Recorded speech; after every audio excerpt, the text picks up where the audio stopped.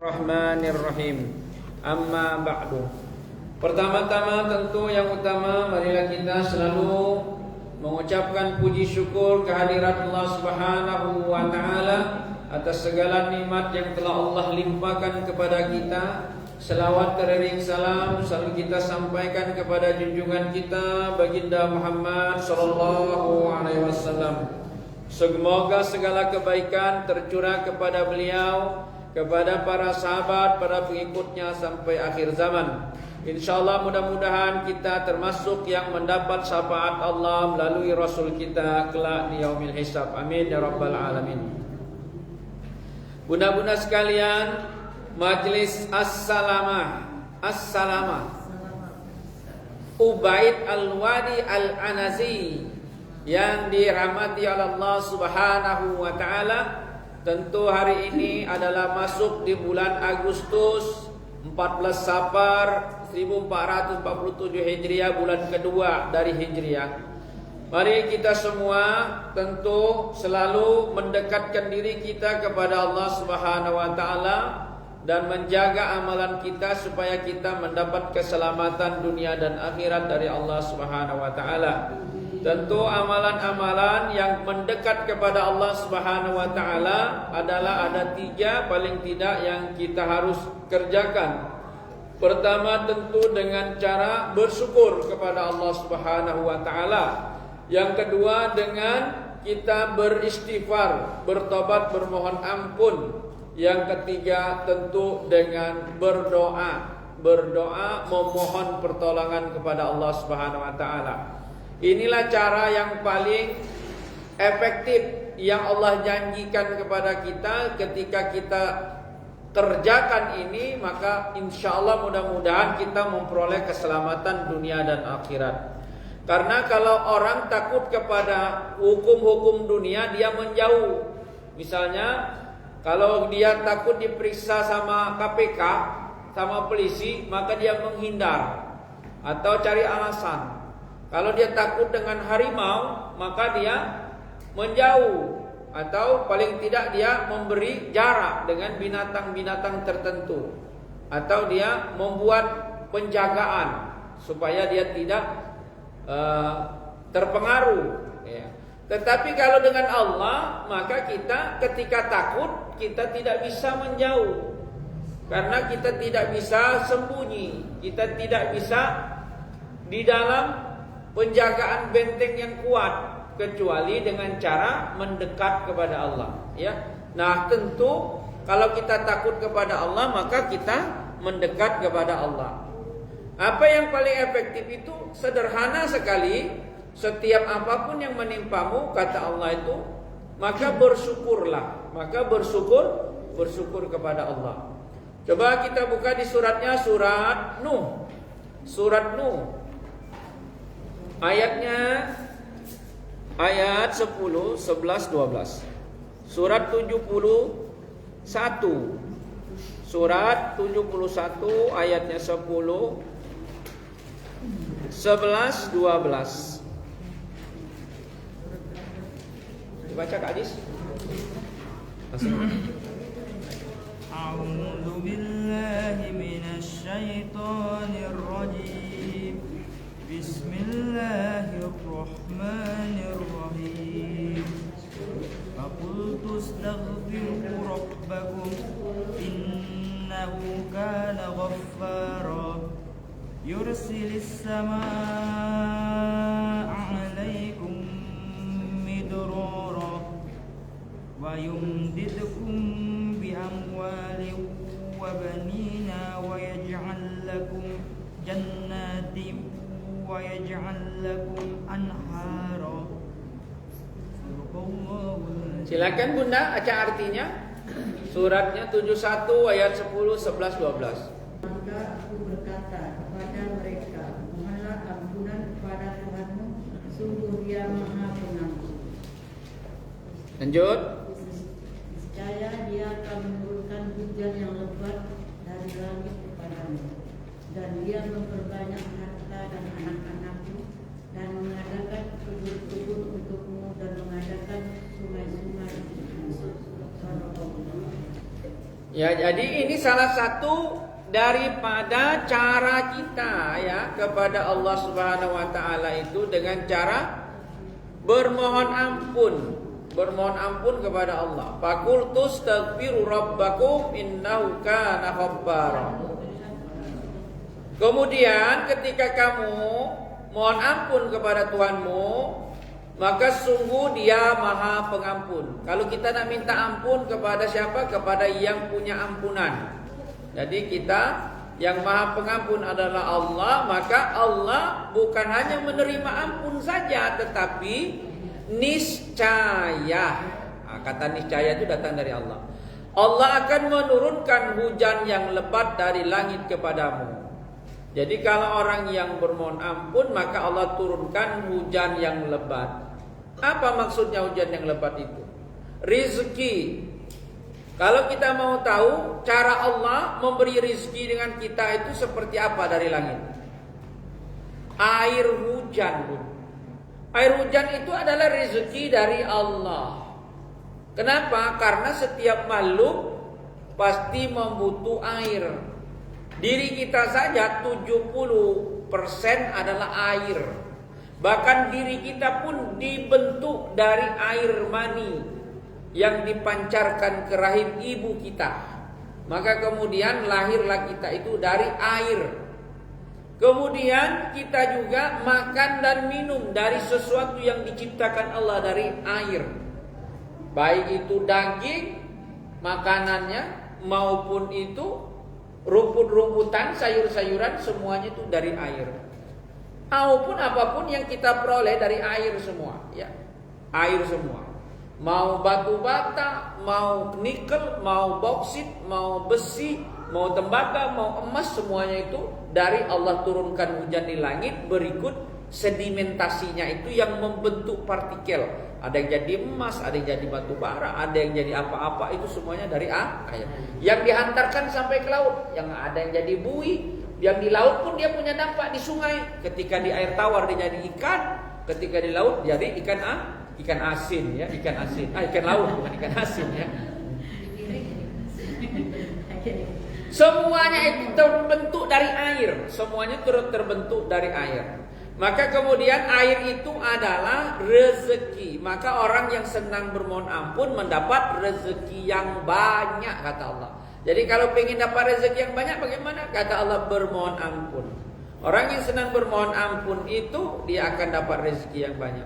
Belum sudah, cuman bukan hanya air hujan yang lebat saja yang didapatkannya itu, tapi kemudian Allah memperbanyak harta. Nah kalau tadi diturunkan, ketika diturunkan belum dibagi-bagi. Siapa yang tugas bagi?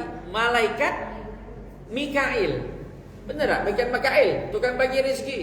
Ya, malaikat ini membagi-bagi rezeki, maka dia menjadi harta, harta berupa harta. Masing-masing kita dibagi sesuai dengan ukuran-ukuran yang telah Allah tetapkan sesuai dengan perjanjian kita masing-masing.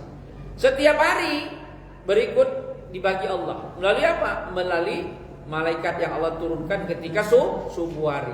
Ada malaikat yang membagikan rezeki di subuh hari. Ya, tiap hari kita dibagikan Allah. Nah, yang membagi-bagikan itu melalui sebuah proses dan dikasih sekaligus di proses. Ya, itulah yang dibagi-bagikan. Lewat apa? Ya lewat perdagangan, ada yang lewat pekerjaan, ada yang lewat catering, ada yang bukan MBG ya. Ada yang buka salon, ada yang buka apa, air minum dan seterusnya. Segala macam pekerjaan kita itu menghasilkan uang ya. Kemudian anak-anak untukmu. Nah, kita juga memperoleh anak-anak. Maka kalau orang sulit untuk mendapatkan anak, maka dianjurkan untuk mandi bareng. Mandi bareng. Suami istri mandi hujanan suami istri. Itu adalah terapi untuk orang-orang yang sulit mendapat anak. Mandilah bareng. Mandi hujan, tapi jangan mandi di cucuran, mandinya benar-benar mandi dari langit yang turun. Basahin ya. Kalau bisa sholat dulu 2 rakaat, yang kalau cocok itu malam hari ya. Jangan mandi hujan tengah hari siang, kata wong nak apa berdua dia. Ya. Malam hari habis sholat tahajud, ada hujan malam, mandilah barang di situ, ya. Mandilah barang. Mandi barang kalau baca pojok atap tuh ada loteng rumah. Jadi dah jenguk uang. Enak gitu, aman kan. Kalau rumahnya ada apalagi di pojok ruko kan, naik ke pojok, mandilah. Mandi hujan itu basah-basahan. Bila perlu bukain jilbabnya, tutup buka. Itu terapi yang efektif, banyak sekali terapinya. Kalau anak kecil dia ketenggoran, itu suruh mandi hujan. Mandi hujan membuang segala setan-setan. Kalau budak kecil. Kalau anak kecil mandi hujan menguatkan kaki-kaki. Kakinya kuat kakinya. Dia jadi gagah, pemain bola tuh cocok itu main. Anaknya dilatih main hujan. Jangan hujan, demam lagi. Salah. Mandi hujan karena Allah memerintahkan mandilah hujan. Maka budak kecil dosanya kuat. Karena sering mandi hujan, emaknya tak marah. Ladas mandi hujan, Kalau di kota galak dimarah oleh orang tua. Jangan hujan, demam, masuk angin. Maka hujan itu penting sekali sehingga anak-anak kita bertambah. Kan janji Allah. Allah menurunkan, tapi maka istighfar dulu. Ya Allah mohon ampun. Makanya kalau kita terapi orang dua laki bini itu apa? Pertama kali selesaikan urusan. Kalau ada urusan dengan orang tua belum selesai, orang tuanya masih kesel, maka minta ampun, minta maaf orang tua kita dengan mertua kita. Ya orang tua minta maaf ya. Atau dengan siapa kerabat kita belum ada yang selesai. Kan kadang ada nyangkut-nyangkut itu. Nah itulah yang disebut dengan mohon ampun, bermohon maaf. Baru kita turunlah hujan dari langit, kita mandi. Itu terapinya seperti itu ya. Sesuai dengan isi Quran. Dan kemudian Allah tambahkan anak-anaknya. Mengadakan kebun-kebun untukmu dan mengadakan sungai-sungai. Kebun, sungai. Kebun sungai maksudnya itu orang yang senang ada kebun, ada sungai, itu artinya bahagia. Kalau kita jengok kebun, jengok sungai, bahagia tak? Bahagia, hati kita senang, tentram, damai. Itulah yang diumpamakan Allah dengan sungai dan kebun-kebun. Maka kalau orang senang naik ke kebun teh, nak ke mana? Nak ke pagar alam, nak berfoto di kebun teh. Nyingoknya baik kebun teh, bagusnya dia lemaknya nyingoknya sejuk. Kita yang nyingoknya sejuk, yang dipoto walau-walam. Apa sejuknya namanya tidak? Tapi yang nyingoknya sejuk, bagusnya dia pagar alam ya, dingin ya. Atau pergi ke mana daerah yang dingin. Itulah menunjukkan bahwa kebun-kebun itu menenteramkan, membahagiakan, ya, menyenangkan, ya. Mengadakan sungai-sungai. Wong galak sekarang bikin tenda. Kadang-kadang tidur-tidur, camping, pinggir sungai. Sekarang kan lagi musim ya, berdua ya. Ya. Apa? Camping, yo bikin. Bayar itu spot-spot ya. Senang mendengar suara gemerici. Takut hati-hati cetulo ya. Yo. Di batu-batu di pinggir sungai sekarang kan banyak lagi musim. Bahkan sampai ke daerah-daerah kita lah mulai juga. Kalau dulu kan daerah Jawa bayar model kayak gitu ya. Numpang tidur bayar, lah tidur pinggir sungai bayar pula ya. Sekarang lah daerah kita ternyata musim sewa tenda kecil itu ya. Terus tidur di pinggir sungai. Mahal itu. Sewa di hotel paling 250, di situ bisa 500 loh. Numpang nyewa tenda kecil itu. Iya, di hutan-hutan itu ya. Nah itulah yang disebut dengan orang-orang yang diberikan Allah 3 hal tadi. Karena dia bermohon ampun. Itu kalau di dunia. Di akhirat Allah dapat apa lagi? Allah beri kalau orang sedang bermohon ampun itu surga seluas langit dan bumi. Nah, suratnya 3, ayatnya 133 ya. Suratnya Ali Imran ayatnya 133 ya.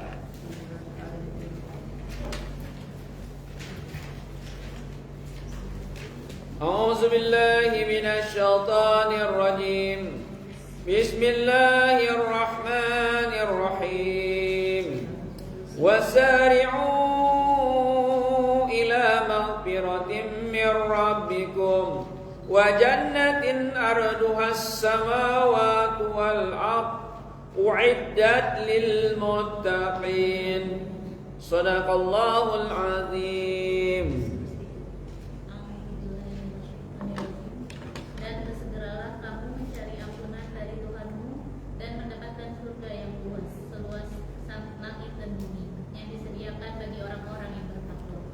Shadaqallah. Nah, nanti kelak kemudian bukan hanya di dunia Allah berikan dia itu rezeki, beri anak, beri harta, beri kebahagiaan, ketenangan. Orang senang bermohon ampun juga kelak kemudian kata Allah, Allah akan berikan dia surga yang luasnya seluas langit dan bumi.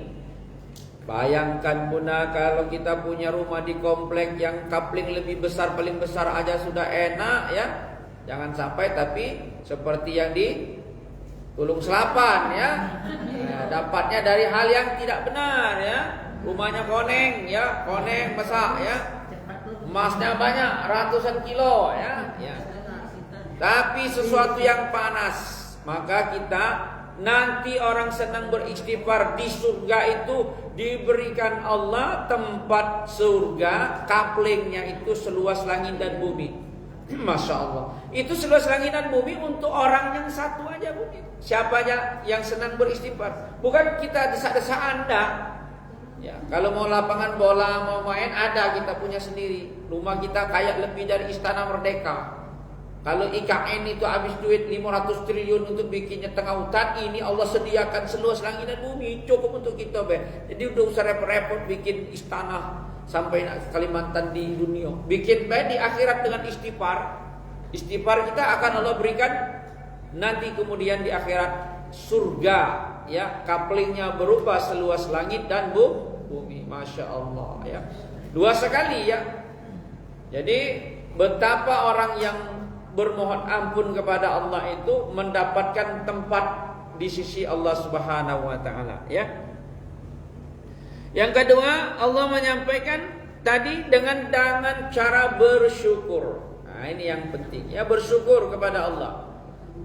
La in syakartum la azidannakum wa la in kafartum inna azab ila bilasyadid. Ya, suratnya surat 14 ya. Surat Ibrahim ayatnya 7. Suratnya 14, surat Ibrahim ayatnya 7. Silakan dibaca suratnya 14 ayatnya 7. Bismillahirrahmanirrahim. Wa itta'adzana rabbukum la in syakartum la azidannakum wa la in kafartum inna adzabi lasyadid. Dan ingatlah ketika Tuhanmu memaklumkan, sesungguhnya jika kamu bersyukur niscaya aku akan menambah nikmat kepadamu. Tetapi jika kamu mengingkari nikmatku, maka pasti azabku sangat berat. Shadaqallahul azim. Sesungguhnya jika kamu bersyukur, niscaya aku akan menambah nikmat kepadamu. Kata niscayanya langsung Allah nisbatkan kepada aku. Aku itu berarti Allah memberikan pernyataan itu ahad. Ya. Maka hanya Allah saja yang punya hak untuk menambahkan nikmat itu. Jadi semua kita kalau bersyukur kepada Allah, setiap apapun yang kita diberi oleh Allah Subhanahu wa taala, maka kita syukur, maka kemudian Allah tambahkan nikmatnya. Sekalipun kadang-kadang jumlahnya tidak nambah, tetapi ziyadatul khair adalah apa? Yang nambahnya itu keluasan manfaatnya. Kita minum air mungkin sama saja orang yang kafir sama orang yang Muslim kalau minum air, kalau dia tidak menggunakan bismillah sama-sama air. Tapi apa manfaatnya? Kalau orang yang menggunakan bismillah atas nama Allah, dia dapat apa? Pahala. Dengan dia minum air. Orang kafir minum air dapat pahala nggak? Tidak dapat pahala. Kenapa? Dia minum aja, kita minum. Itulah yang disebut dengan ziyadatul khair. Manfaatnya apa? Manfaatnya kalau di sisi kesehatan ketika kita berdoa, maka air yang mengalir ini tidak akan masuk setan melok dalam aliran air ini. Maka air yang masuk adalah air yang halal. ketika airnya halal, maka kita akan mendapatkan manfaat daripada sisi kesehatan. Manfaat daripada apa? Dari perbuatan baik itu di hadapan Allah dapat pahala. Dapat manfaat apa lagi? Dapat manfaat itu akan menjadikan air ini menjernihkan pikiran kita menjadi tenaga berbuat kebaikan. Tetapi kalau kita tidak menggunakan nama Allah, maka makanan itu cenderung membawa kita kepada keburukan-keburukan. Kemakanan itu cenderung membawa kita kepada keburukan. Bahkan makan kita akan makan yang menjadi teman setan, ya. Karena apa? Karena makan kita itu makan yang tidak halal. Makan yang tidak halal ya akan membawa kita seperti setan, ya. Maka makannya itu makanlah yang menggunakan nama Allah. Itu sebagai salah satu contoh daripada nikmat. Ketika kita diberikan nikmat, kita bersyukur kepada Allah Subhanahu wa taala, ya. Ini adalah contoh. Jadi setiap apapun yang Allah berikan kepada kita, kita syukuri. Punya mata, tanda kita bersyukur kepada Allah, kita lihat yang baik-baik. Punya telinga, kita dengar yang baik-baik. Ya, punya mulut, kita pakai yang baik-baik. Kalau ketika kita gunakan sesuatu itu tidak sesuai dengan apa yang Allah perintahkan, berarti itu tidak syukur kepada yang memberi nikmat, ya. Maka kemudian kita disebut dengan diancam oleh Allah. Nih contoh, misalnya kita makan sesuatu yang berlebihan, maka dampaknya pada sisi kesehatan akan berpengaruh. Tidak berpengaruh. Itu kenapa? Karena kita termasuk yang tidak pandai bersyukur dengan makanan. Makan berlebihan itu adalah mubazir, kawan setan. Maka kemudian dia berdampak kepada diri kita sendiri. Itulah yang jadi penting, bagaimana sesuatu itu menjadi nikmat atau menjadi bencana. Tidak ada sesuatu yang menimpa kita kecuali perbuatan itu kita sendiri yang melakukannya. Ya, coba kita lanjut ya. Di surat Al-Baqarah ayatnya 168 ya. Surat 2 ayatnya 168.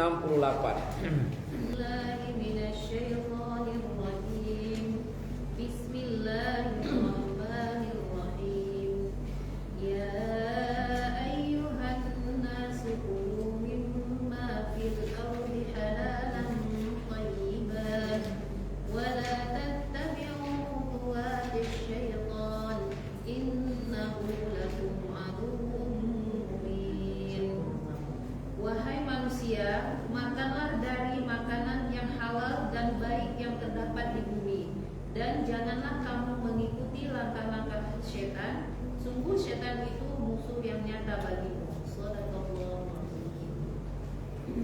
Kita perhatikan ya, ayat 168 ini menyampaikan kepada kita itu panggilannya wahai manusia. Jadi semua manusia itu diberi peringatan kepada Allah itu kalau makan, dan makanannya itu dari makanan yang halal. Jadi kalau makanan yang sudah ada halal, maka akan punya dampak. Halal cara mendapatkannya, halal makanannya, halal juga dibuka dengan bismillah. Jadi bukan halal itu makanannya saja, tapi cara kita mendapatkan makanannya itu, ya. Dan baik, bukan hanya halal tapi juga baik. Ada yang halal tapi tidak baik, yang terdapat di bumi. Nah, makanya Allah menurunkan makanan itu dari bumi.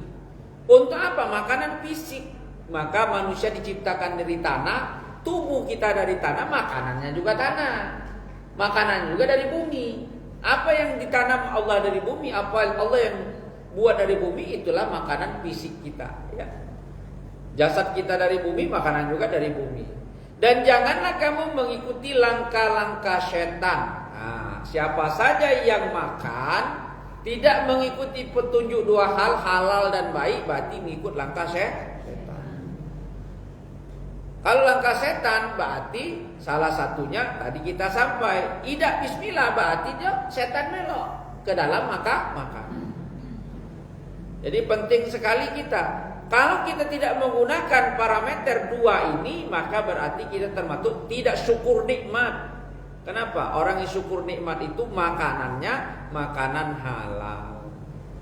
Kok kalau bawa laki mau duit banyak, ada yang cerita kemarin di media itu, duit lakinya banyak, dia ngomong duit hasil apa itu halal katanya, ya. Bermiliar-miliar itu, ya.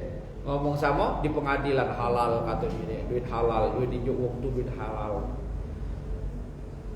Halal itu bukan hasil daripada nipu, hasil meras, hasil bohong uang, hasil judi, hasil sabu-sabu, hasil narkoba, ya, atau hasil kurangi timbangan, atau hasil membuatkan SPJ palsu, ya kan? Kan jadi dewan, jadi DPR, jadi anggota DPR, jadi pejabat, bikin SPJ. SPJ-nya pergi, awak dah pergi 2 hari buat 7 hari. Sisanya yang 5 hari itu makan jin, makan tahun. Duitnya itu duit setan. Duit setan, apa duit setan? Itu kan duit halal. Maka anaknya hilo-hilo. Ngapa anaknya hilo-hilo? Karena wong tuanya ngenjuk anak makanan yang tidak halal.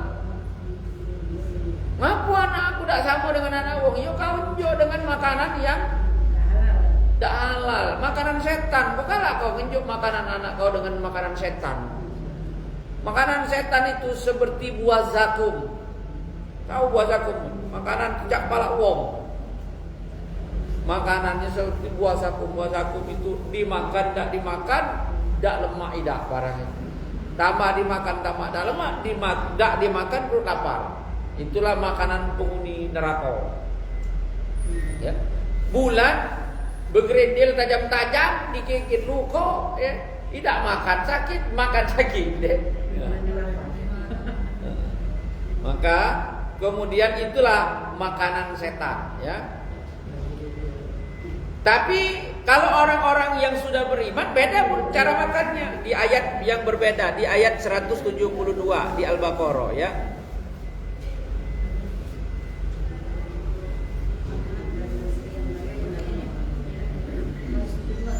Uh, 72 ya, 172. Di ayat berikutnya 172.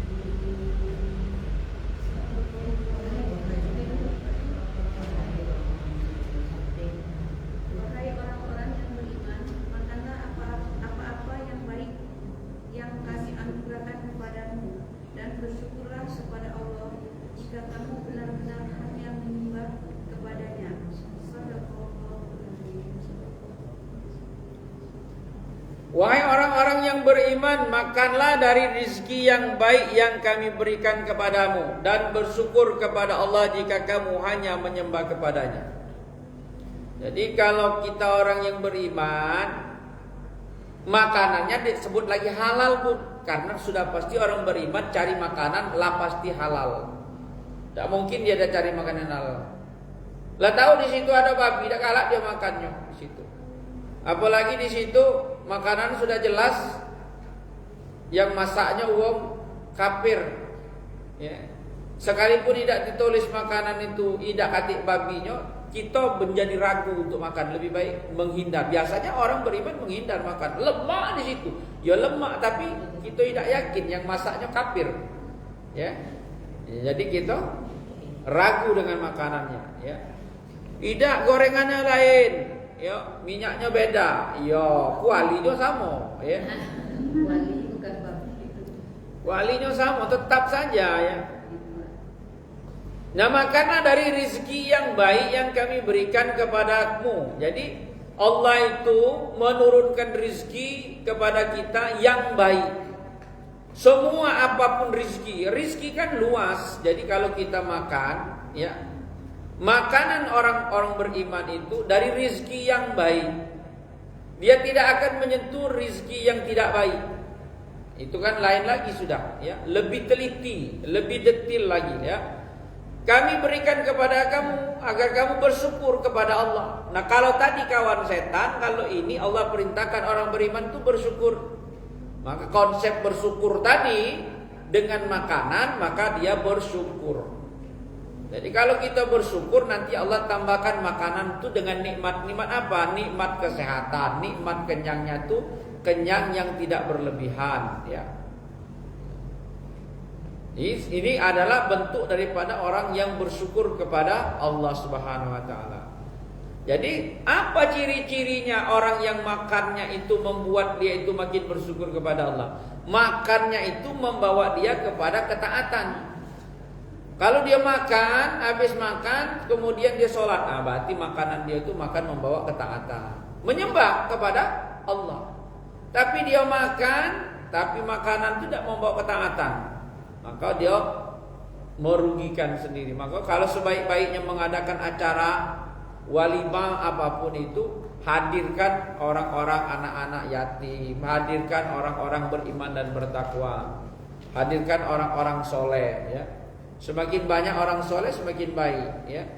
Maka kadang-kadang orang ini ngadakan acara akad nikah, cukup kami keluarga baik, kaki acara resminya kaki di hotel baru kaki undang wong rami. Yang diundang rami itu belum tentu orang beriman dan bertakwa. Yang diundang itu kadang-kadang banyaklah orang yang tidak jelas. Maka kalau nak pengen dapat keberkahan daripada walimah, hadirkan orang soleh pada saat akad nikah. Undang orang-orang yang soleh, orang-orang yang baik, ahli-ahli agama duduk di situ menyaksikan itu. Kenapa? Turunnya malaikat itu pada saat akad nikah, bukan pada saat walimah di hotel itu. Disaksikan oleh malaikat, turunnya malaikat-malaikat memenuhi itu karena saat terjadinya akad nikah. Kholiso, perikatan yang kuat itu disaksikan oleh malaikat dan Allah turun menyaksikan itu karena apa? Karena saat akad itu terjadi. Saat sudah di itu tanah bulan depan, tahun depan ada acara, tidak keluar lagi itu. Maka ingin mendapatkan itu harus dengan cara-cara yang meniti jalan kebaikan. Rasulullah menyampaikan setiap orang yang kita undang itu, kalau kita undang makan dia acara walimah itu, setiap selah-selah jarinya itu, makanan-makanan yang dimakannya itu adalah doa-doa terbaik untuk si pengantin, ya. Kalau wong soleh makan, sela-sela makannya itu adalah ada doa-doa terbaik. Sebanyak yang dia makan itu, sebanyak itulah doa-doa yang ditimpakan kepada si yang menikah tadi. Undang banyak, jangan dari keluarga baik.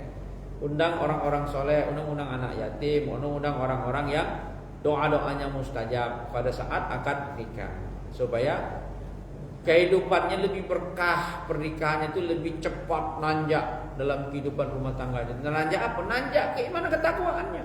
Tanda orang bersyukur itu semakin dia diberi nikmat, semakin menambah dia menjadi orang baik. Kalau dia tinjau nikmat, ditambah jauh kepada Allah, berarti makanannya udah halal, ya. Kehidupannya jauh dari Allah, berarti tidak akan menambah kebaikan-kebaikan, ya. Dapat duit, dibuat pesta-pesta. Kalau dapat duit, dia berangkat naik haji. Dapat duit, dibuat untuk masjid. Dapat duit, dia buat bikin bantuan gerakan infak beras, infak Al-Quran, bantu ini, bantu itu. Berarti ziyadatul khair, rezekinya itu dimanfaatkan dalam kebaikan. Itulah syukur kepada Allah Subhanahu wa taala, bentuk syukur. Bahkan orang-orang yang pandai bersyukur itu Allah ceritakan tuh di dalam Al-Qur'an tuh sampai dijadikan surat khusus, namanya surat Luqman. Kenapa? Karena Luqman itu orang yang pandai bersyukur kepada Allah Subhanahu wa taala. Apa bentuk syukur Luqman? Bentuk syukur Luqman itu sederhana sekali. Apa? Dia mengingatkan kepada anaknya itu jangan syirik. Kenapa jangan syirik? Karena dari dunia ini Allah ciptakan anak keturunan cucu Adam pertama itu yang Allah marah dan murka itu karena apa? Karena syirik. Nuh dihancurkan oleh Allah anak cucunya karena syirik. Ibrahim karena syirik, anak cucunya dari keturunan dan bani seluruh sampai kepada Rasulullah SAW juga. Kenapa Allah turunkan para nabi dan rasul? Karena yang syirik. Jadi kalau kita punya anak, punya keturunan, apa yang perlu diingatkan? Ingatkan anak kita itu jangan syirik. Jangan syirik. Bahkan syirik itu maksudnya apa? Menyembah kepada Allah. Menyembah dengan Allah itu apa? Menyembah kepada Allah itu taatnya itu bukan hanya taat bentuknya sholat saja, tapi setiap perbuatan kita itu tunduk dan patuh. Hakikatnya segala sesuatu itu datang dari Allah dan kembali kepada Allah. Jangan kita merasa kita sendiri yang mampu seperti Qarun. Oh aku nih pajak duit banyak karena aku pinter. Itu berarti jadi Qarun. Qarun lado Allah tenggelamkan ke dalam perut bumi gara-gara sombong dengan ilmu. Dia merasa banyak mampu berdagang karena dia punya kemampuan, padahal atas izin Allah. Kalau karena kita pintar, kita hebat, kita mampu tuh karena kita jadi pedagang, kita banyak duit itu karena pintar, maka profesor pastilah kayo-kayo galau. Karena dia pintar kan, kalau profesor. Tapi ada wong buta huruf dak sekolah, pacak dia berduit, berdagang pinter. Bahkan ada yang sampai beli pesawat terbang, bikin maskapai, padahal sekolah cuma taman SMP. Ada. Ya, ibu-ibu pula. Ya. Ada yang tukang kayu, pacak jadi presiden. Ya. Walau alam ijazah masih ditanya wong sampai main hari. Ijazah tak hati, ijazah tak sekolah. Pacak jadi. Ngapo? Itu hakikatnya sudah kehendak Allah. Ya, segala kebaikan dan keburukan itu kehendak Allah. Kenapa yang buruk pajak terpilih? Suatu negeri akan terpilih, akan bertemu yang buruk pasti karena penduduknya buruk. Kalau penduduknya baik pastilah dia rakyat. KPU ada, Bawaslu ada, polisi ada, jaksa ada. Ngapa sampai lewat kalau? Karena buruk kalau berarti. Karena buruk terpilihlah yang buruk. Kalau baik, tak mungkin dia yang terpilih baik. Maka kata Allah, yang buruk ku pertemukan yang buruk suatu negeri kalau penduduknya tak beriman ketua, ku berikan mereka pemimpin yang zalim kepadanya. Rasoklah dewek. Pemimpin yang zalim itu diberikan Allah kepada penduduk yang juga zalim. Kenapa penduduk itu zalim? Apa mau datang? Kalau ada ini nyok. Kapan wong datang caleg, datang mulai deh. Datang lagi, ku pikir tak jadi. Oh, kita lah datang 3 bulan yang lalu, ku pikir tak jadi, rupanya belum ada selawat citaknya. Maka dia omongin tak jadi. Itulah elemen daripada negeri yang buruk. Karena tidak pandai bersyukur kepada Allah.